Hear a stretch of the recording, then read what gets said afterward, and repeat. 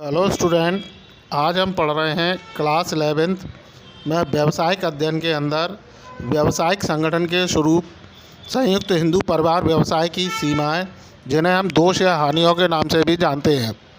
तो सबसे पहले हम स्टार्ट करते हैं इसकी सीमाएं। तो सीमाओं में जो मुख्य सीमाएं हैं वो है सीमित साधन, कर्ता का असीमित दायित्व, कर्ता का प्रभुत्व, सीमित प्रबंध कुशलता, क्षमता व योग्यता का पूर्ण ज्ञान और कुशलता में बाधक और सत्ता का केंद्रीकरण। तो स्टूडेंट, हम स्टार्ट करते हैं पहली सीमा, सीमित साधन। तो इस व्यवसाय की जो प्रमुख समस्या होती है वो साधनों की सीमितता होती है। यानी व्यापार के संचालन के जो साधन होते हैं वो सीमित मात्रा में होते हैं। यानी जो हमारे पास जो पूंजी है, व्यवसाय की जो पूंजी है वो सीमित होती है, क्योंकि जो हमारे व्यवसाय में पूर्व में पूंजी लगी होती है वही पूंजी हमें उत्तराधिकार के रूप में मिलती है। तो ऐसी स्थिति में यदि हम अपने व्यवसाय को बढ़ाना चाहें, व्यवसाय का विस्तार करना चाहें, तो वह असंभव सा लगता है।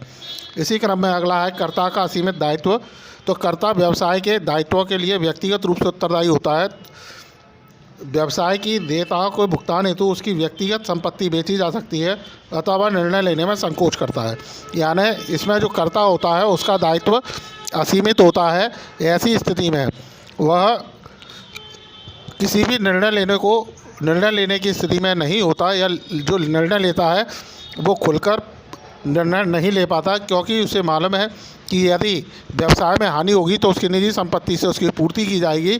तो ऐसी स्थिति में उसका जो असीमित दायित्व होता है वो भी इसकी एक सीमा हो गई। कर्ता का प्रभुत्व। तो कर्ता व्यवसाय पर पूर्ण नियंत्रण होता है, मतलब कर्ता का जो नियंत्रण है वो व्यवसाय पर पूरी तरह से नियंत्रित, कर्ता पूरे व्यवसाय को नियंत्रित करता है। ऐसे में यदि उसके अयोग्य होने पर, यानी अगर वो अयोग्य है, वो व्यवसाय संचालन की क्षमता नहीं रखता या व्यवसाय के प्रबंध की क्षमता नहीं रखता, तो ऐसी स्थिति में उस व्यवसाय पर उसका विपरीत प्रभाव पड़ेगा। अगला है सीमित प्रबंध कुशलता। तो कर्ता प्रबंध के सभी क्षेत्र में कुशल नहीं होता, यानी करता है वो प्रबंध के सभी क्षेत्रों में कुशल हो, ऐसा ज़रूरी नहीं है। अतः व्यवसाय में उसके द्वारा गलत निर्णय लिए जा सकते हैं, और जब वो गलत निर्णय लेगा तो उसका गलत परिणाम ही या गलत प्रभाव ही हमारे व्यवसाय पर पड़ेगा।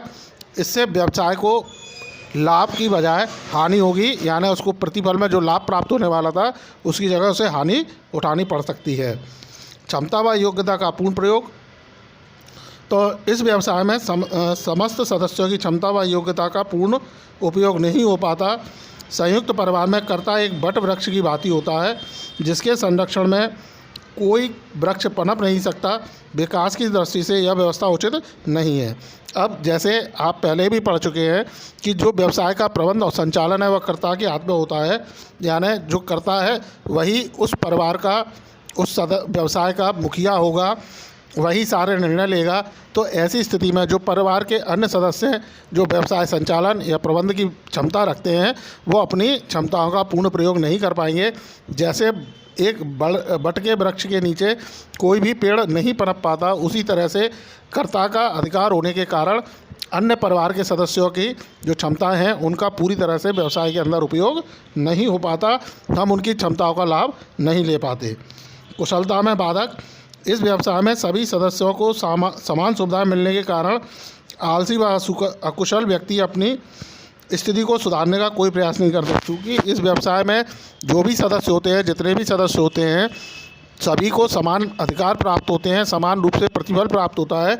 ऐसी स्थिति में जो आलसी या जो कामचोर व्यक्ति हैं या कामचोर सदस्य उस व्यवसाय के, वे अपने में सुधार लाने का प्रयास ही नहीं करते, और ऐसी स्थिति में जो आलसी और कामचोर व्यक्ति है वो धीरे धीरे उस परिवार के अन्य सदस्यों पर निर्भर हो जाते हैं, जबकि जो परिश्रमी या मेहनती व्यक्ति होते हैं उन्हें कोई अतिरिक्त लाभ प्राप्त नहीं हो पाता।